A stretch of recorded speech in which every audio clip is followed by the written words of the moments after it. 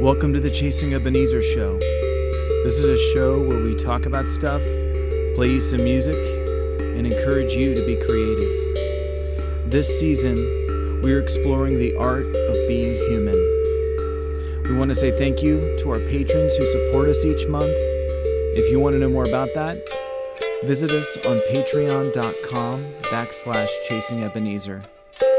For more information about our musical endeavors, visit chasingebenezer.com.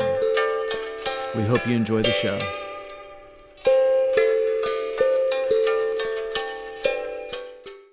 Hi, everybody. Hello. Oh, thanks for tuning in, whether you're watching the video or listening on Spotify.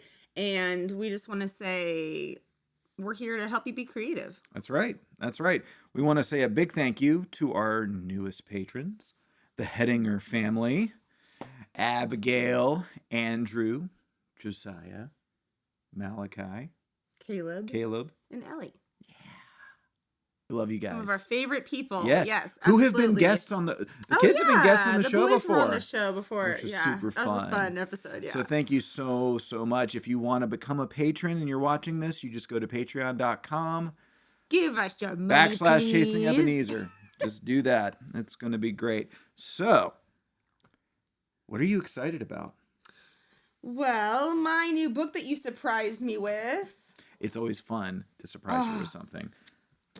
Pre-ordering is a great way to get points with your wife. Okay, so this is Cloud Cuckoo Land by one of my favorite authors, Anthony Doerr, and he wrote All the Light We Cannot See. Which is such a good book. So, Amazing. I love him so much that I don't even, somebody asked what the book's about. I'm like, I don't have a clue, but it's going to be awesome. It doesn't matter. I'm going to read it, and I started reading it this morning, and I'm already excited about it. And so, yeah, tell us what you're reading. There's never enough time to read all the books in the world. That's true, but that doesn't mean we're not going to try. Okay, here's what I noticed this morning, by the way, when I started reading it. What did you notice? Well, I've had a really hard time writing since my mom died last year. It's just really hard. I have written quite a few things, but then I'll go weeks and weeks, and I can't. But I notice that when I'm reading, it makes me want to write more. So what? Maybe you should be reading more. Well, I know, but it's been very hard for me to focus on anything more than a sentence or two. So I'm really trying to start to work on reading. That's, I think, a sign of depression. Two things that you love, you can't. Yes. You don't enjoy them. So yeah. This is an actively good way to start writing, is because reading inspires me to write. That's great. You're welcome for that tidbit. Yeah, I was trying to think through what I was excited about. I am looking forward to, on Monday, I am planning on doing another one of my hikes. I've been trying to do hikes like every other week. So I've got another one coming up. If you are a hiker and you know of places, and this is very important, that don't have a lot of people on them, but it's a good hike, please write in the comment section and let me know if you live in the Northwest. I was gonna say, yeah. I was gonna say, if you're in Ohio, or good Pennsylvania, to know where those places that's are. great, So share them. but I can't get out there quick enough. So I'm excited about that. The other thing is that I've developed an unintentional routine of reading comic books on my Kindle before I fall asleep. Oh. And so I've been reading Y: The Last Man, just because that became a TV show, and I want to be that guy that's like, well, the comics are actually better. And jury's still out for me. I like both. So I've been doing that a lot, and just I found that I've just been consuming those and just really appreciating the art form and the stories. So those are the things I'm excited about humanity, because that's the other thing we ask. We ask, how did you feel your humanity this week? This past weekend, my drummer is getting married in November, and we kind of did a celebration for him. Shout out to Ryan. Ryan Sodders. You're awesome, dude. And we went out to the dunes down in Bandon, near Bandon, and we rented dune buggies for the day. I've never done dune buggies on a sand dune before. I've never done dune buggies at all. Well, do you Do dune buggies anywhere other than dunes? What impressed me about that was that you were able to say that without tripping over your speech. That was so cool. No, I realized I said that. I mean, I don't know if you could do them anywhere. All that to say it was your first. It was my first time doing time. it, and it was amazing. It was so fun. I was scared to death when we started, because when you're going up like a big sand mountain and you're not sure what's on the other side or if you can actually make it over, that makes you feel really vulnerable. But that wasn't the thing that made me feel my humanity. I started getting over my fear and just having fun. That is very strange for you. It You are is. not someone who Has fun. I'm not. tends to have fun. And I was having a hard for you blast. to let go and experience Yeah. fun. So I'm so glad that you did I'm so that. glad. And David Skones, Ryan's best man, our emeritus band member, thank you for setting that up. But I went into the trails. They had trails that went through the woods and stuff, which after I got over my fear, what are trees? I can get through those. I just kept going and going and going. And then I realized that none of my group was around me. And I was lost. And I had no idea where the heck I was. 40-year-old man To top it lost off, in the woods. It was starting to rain a little, and my phone was starting to die. So I was just having all sorts of various insecurities at that point and felt very vulnerable. And I just had to keep telling myself, don't panic. I mean, what was the worst case scenario? That I was going to be really late getting the dune buggy back. And I'd have all these guys that I really cared about and loved waiting on me, and I was going to let them down. Oh, So those were my anxieties. No, but that's very human, very Yeah. human feeling. But holy cow, it was so fun. Anyway, what about you? Well, oh man. You know that I've had like a couple rough weeks. Yeah. And yeah, really was missing my mom so much. And I don't think it matters how old you are. I mean, I still need my mom. I still wish she was here. And so, yeah, sometimes it hits me and sometimes it's not. But it was a hard. So I drove out to this. I was like just driving, and then I was like, I'm going to go to the cemetery, and started raining. And so I don't like to get wet. So I didn't get out of the car. I was super, super lazy about it. But I just stayed in the parking lot and cried and like was sketching. Oh, and here's the one thing I did though, is that I try to eat definitely vegetarian as much as possible and mostly vegan. I'll have cheese every now and again. But friends, let me tell you, I got myself a Disney Happy Meal. And let me tell you, that's what I did. So, yeah, every once in a while, there's just a bad day. But I think the thing that I was appreciating the next day is not every day is like that. So that's something I really try to remember. My sweet, sweet therapist, she talks about like just because you feel anxious or depressed, they're waves. And so just ride the wave. And I felt a lot better next day. I've been trying to exercise in the mornings as much as possible too. That helps to get the day. It does. Going better. So it does. Yeah. So last episode we talked about silence. And now we're going to break our silence. Yeah. And we're going to talk about speech and words and communication with our mouths. Or our pencil. Sounded terrible. Didn't it? I don't know. But anyway, that's what we're going to talk about. So we're going to start talking about words and speech with a story. So we have been together since 2001, I think. And when we were in college, there was a movie theater that we could walk to. And there's 10 screens. And I think it was $1 or something like that. Yeah, it was we went to the movies. We went to the movies at least once a week, if not more than that. And so, I don't know, we've been dating a couple years. We're standing in line at the concession stand, and all of a sudden, I feel this smack on my butt. It wasn't me. It was not you. No, and I first of all was, oh my gosh, someone just smacked my butt in public. And then I turned around and I was getting ready to like let someone have it. And there's this child, this little boy. How old was he? Like He had to be 10, maybe 10. Yeah. And I was like, and I was getting ready to tell him, okay, little boy, you shouldn't go around smacking ladies' butts.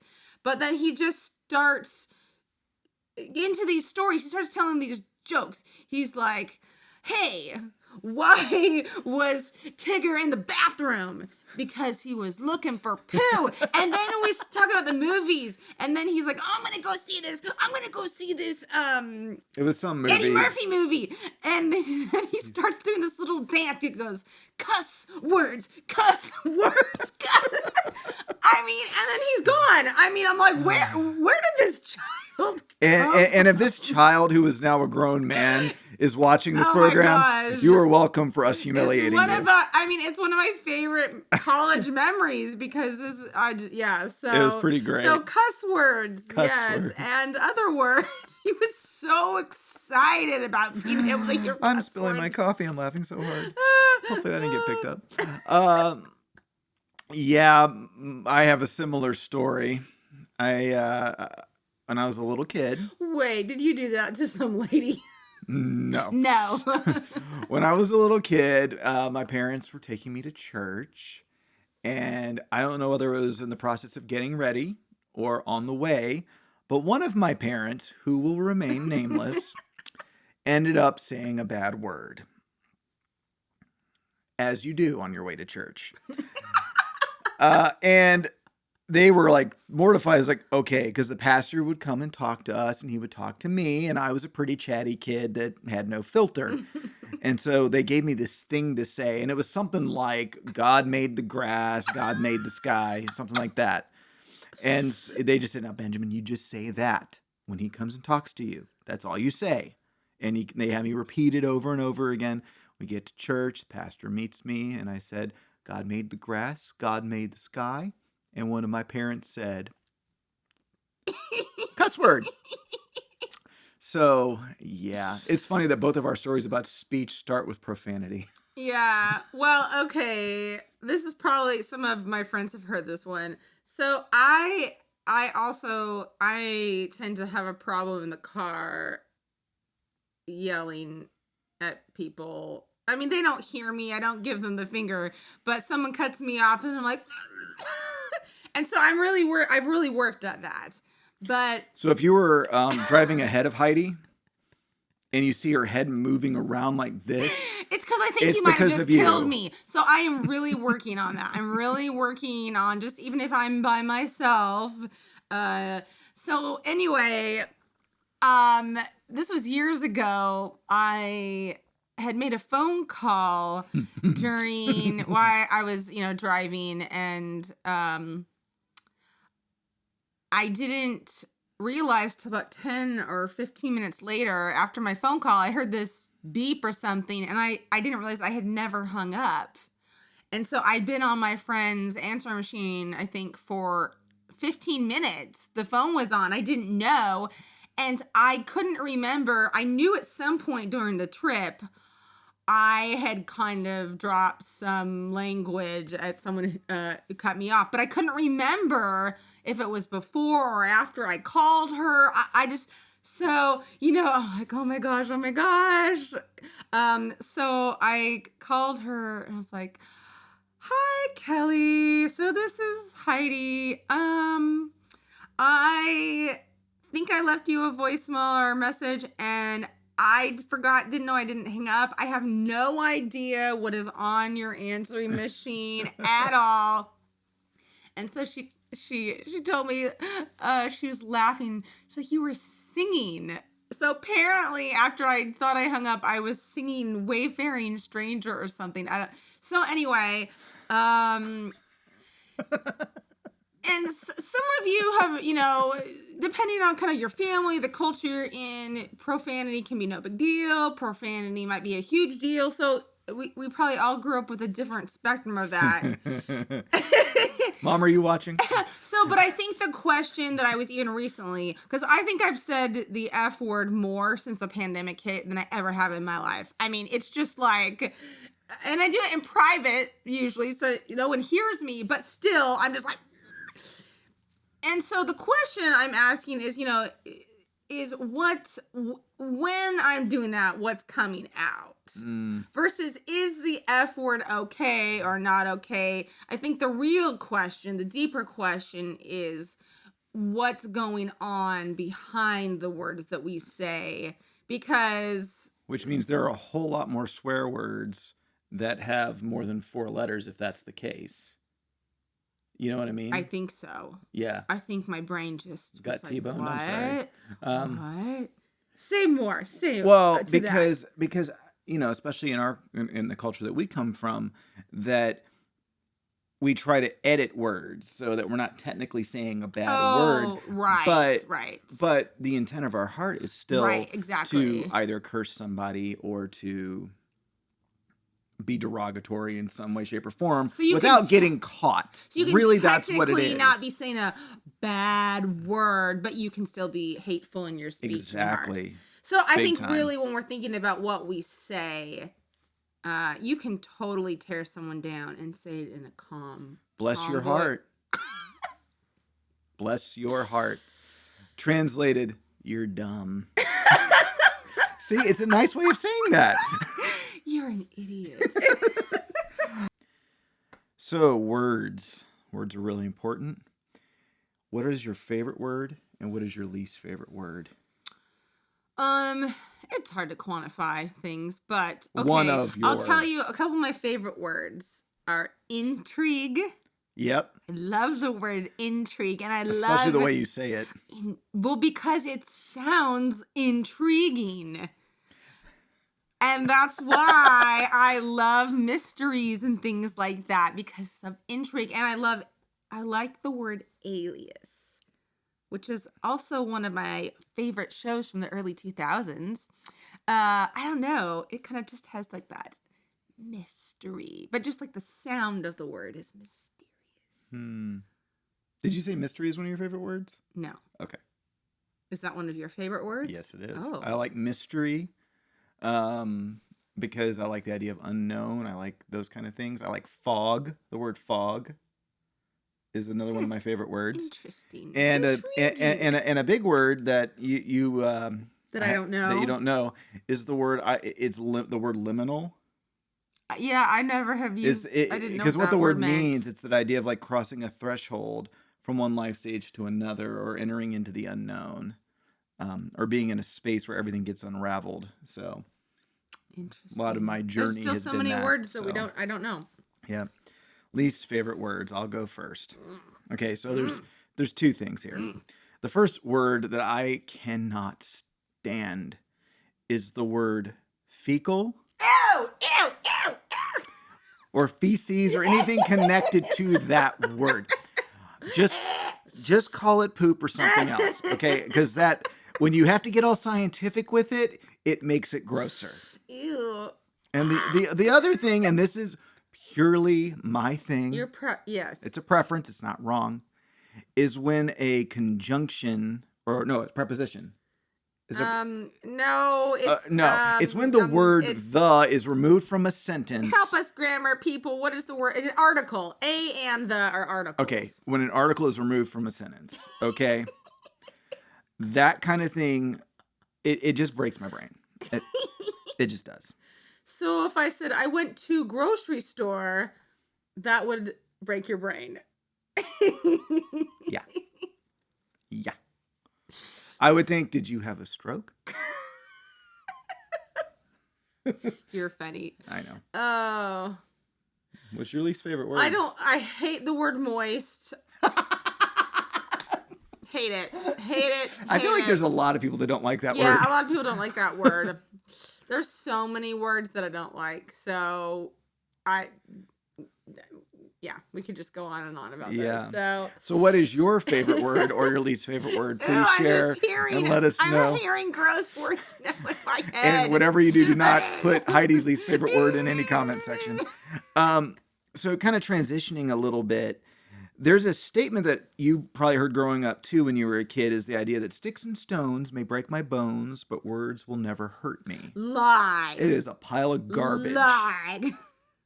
Garbage. Lie. I think the more accurate phrase is sticks and stones may break your bones, but words will murder your soul. I think that is very true. Words and speech. We talked about how silence is really important. I just spit my coffee. That's all right. I spilled mine earlier. Sorry, audio listeners, if you didn't know that, if you heard that and didn't know what it was. Words, like silence, is really important, and words have a power of crafting something inside of you and helping people see things in a different way. Think about the best compliment you've ever received. Just sit and think about that for a minute and ask yourself, how has that shaped the trajectory of your life? Just to think about that. And then to think about what's the worst insult you've received and how has that shaped the impact of your life. Yeah, words carry a lot of power. They do. A lot of power. So what we say, whether we're in the car being recorded on an answering machine, or whether we're on our way to church, or whatever, those things are important. And very often the words that end up cutting or healing the most are the words that we don't really think about that we are saying. I can't think of I know I've been insulted and hurt by people that I love and care about. And I know that their intent wasn't malicious and it was just something just said offhand. And so it's really important that we're careful with our speech, and it's important that we're creative with our speech. I'm thinking about what you're thinking about what I'm saying. Okay. I'm thinking about what you're saying. Yeah. And so as creatives, as artists, it's really important that we're intentional with our words, and that we are always looking at ways to use our words, not just in ways that are like safe, because I don't think safe is always the best answer, but ways that help people see something in a completely new light. That's why I love poetry so much. I'm reading William Stafford's poetry book called The Darkness in Us is Deep.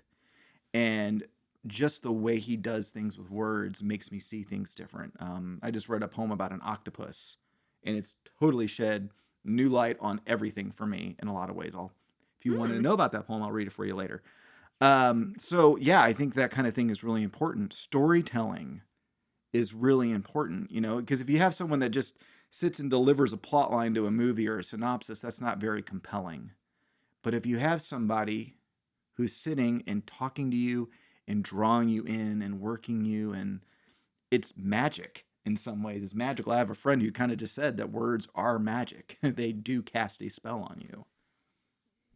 Wow, there's so many things brain there. Zingers here. I'm not trying to just go on rapid fire. No, it's important to think about. Why do you think words and speech are important for creativity? Oh, I'm trying to. Why are they important? Mm-hmm. Well, I think that it's interesting. I know so many people have said this before, especially about writing. The more specific something is, the more universal it is actually felt. So I can say that this man went to the grocery store and bought some meat. Thank you for saying the. But if I say George drove his Honda to the deli nearby and picked out a beautiful steak for his wife. I mean, that was a terrible example, but you probably saw it. You see the story, you feel it better, yeah. And I can actually relate to that more than the man went to the store. That doesn't do anything for me. And that's why some of my favorite novels are about the colors and the vividness and the specific, and the more and more you get into a character, then you can identify. So well, that's why Anthony Doerr's book All the Light We Cannot See was gracious, so yes, good, because it painted with words so well. Yeah, And so, yeah, I do like what you said earlier too about words can either hurt or heal. Sometimes words, hurt that bring healing. Like truth is important as Yep, well. So that absolutely. doesn't mean that you just need to use cozy language all the Make time. everybody feel good. No, that's not what we're trying to No. say at all. But just words when we're intentional with what we say. I think honestly, a lot of the most hurtful things are just flippant things people just say. That was what I was. Yeah, that was what I People was just getting at. say, and they don't even realize what they're saying, and so we need to be intentional. Yeah. And not just mutter about. Well, I can't remember where in the Bible it is, but there's a verse that says, "Where many words are present, sin is not absent." Oh, I've done that That'll before. make you think. Just blah, blah, So blah, blah, true. And to think that there's creative power in words. I mean, the Genesis account talks about speech. God said, "Let there be," and there was. I mean, and then everything that he created, he said it was good. exactly. He blessed it. Yeah. So, yeah. So I know that we've kind of gone. It's funny that this is like going to be one of our longer episodes, and we're talking about speech. We just couldn't shut up. That's why. But one of the other elements about creativity and speech is the idea of blessing somebody and cursing somebody, and this is more of an intentional thing. We're in a culture right now where there is a lot of cursing going on both sides, where we disagree with one another, where that disagreement is beginning to breed hatred and contempt. And those are scars that can last for a long time. It can last generationally. So it's really important that we cease to be a culture that curses those that are different than us and become a people that bless. And blessing and compliment are two different things. Compliments can just very easily be, I like your shirt, Benjamin. "I like your eyes, Heidi." And that's nice.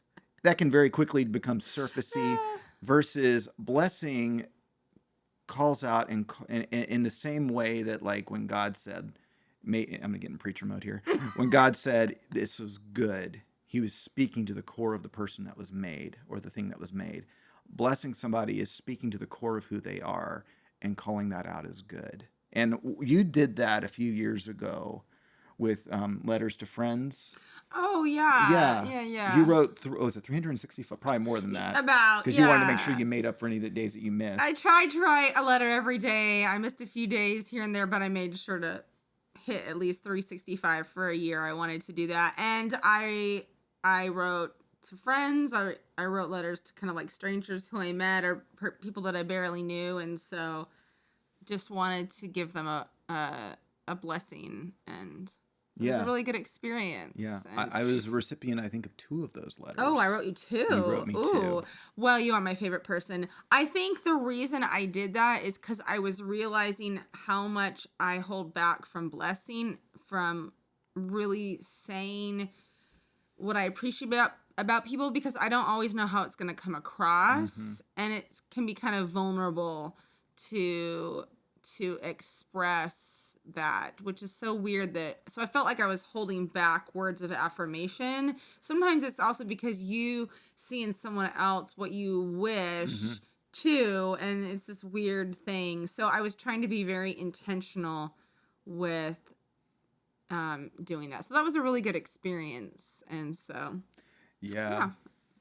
And it's interesting that you said that it's so much harder to affirm and bless someone than it is to make fun of. This is what I took from what you said. Oh, that it's so much easier for me to take a passive aggressive insult at somebody than to really say something kind to them. What's that about? I know. I'm messed up. Oh no, and I'm not saying just to you. I'm messed up. I admit we all it culturally, Shoot. yeah. For some reason, it's just we're just a negative culture. We're just negative. So, we thrive on it. We have whole industries that are built off of it. So, what are some prompts that can make us move? I have one. Let's hear it. Is to copy Heidi Oh. and write a letter to somebody that you care about and tell them what you love about them. And preferably somebody that wouldn't be expecting it from you. Oh. That's my one prompt to contribute to the list that you already made. To the list I made? Yeah. Oh, of prompts? Yeah. Yeah, so I used to read a lot of screenplays. I actually wrote a really bad one, or 2. But the thing about screenplays is that you're not getting internal dialogue or any of that. All that are in screenplays are dialogue and action.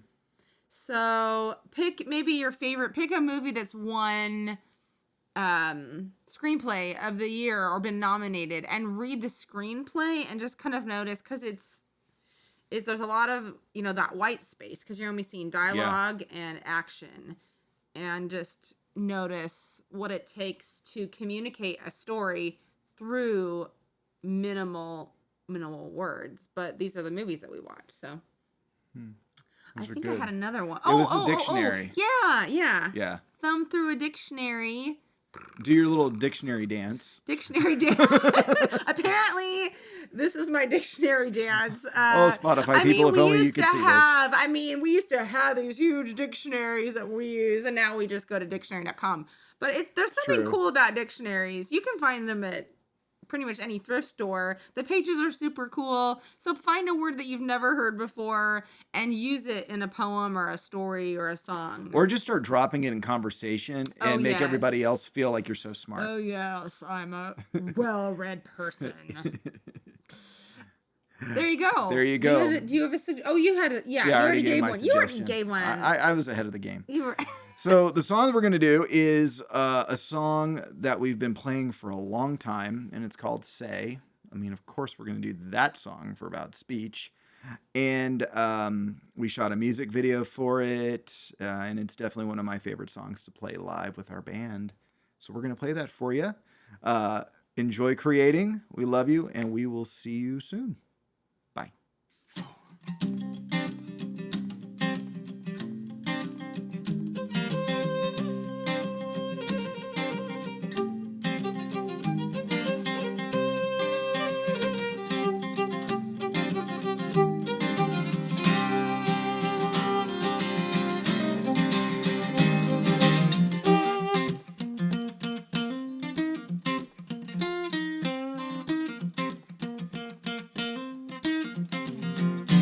I have labored on till my fingers bleed, blood hits the ground where I plant the seed.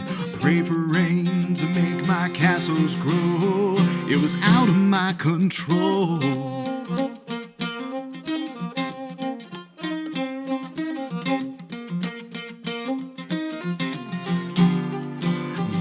to 5, these ticking clocks, they hunt me down like prison guards. I'm a fugitive running for your arms. Won't you say you love me?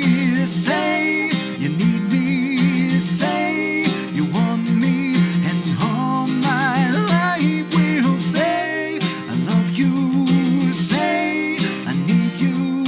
Say I want you, and all my life is yours. Yeah. Oh, yeah. And I could lose my mind when the boss is gone. It reminds me of these things undone. Sweated brow never quench the thirst of this earth.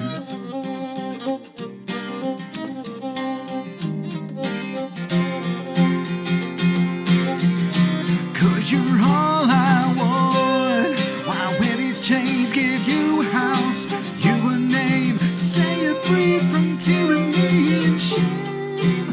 Won't you say you love me? Say you need me. Say you want me, and all my life will say I love you. Say I need you. Say I want you, and all my life is, all my life is, all my life is yours. Yeah. And all I am, I give to you. All I'm not, I'll make it true. All I am, I give to you, just to hear you say. Oh, say that you love me, won't you say you need me, won't you say you want me, and all my life say that I need you. Oh, I say I want you, and all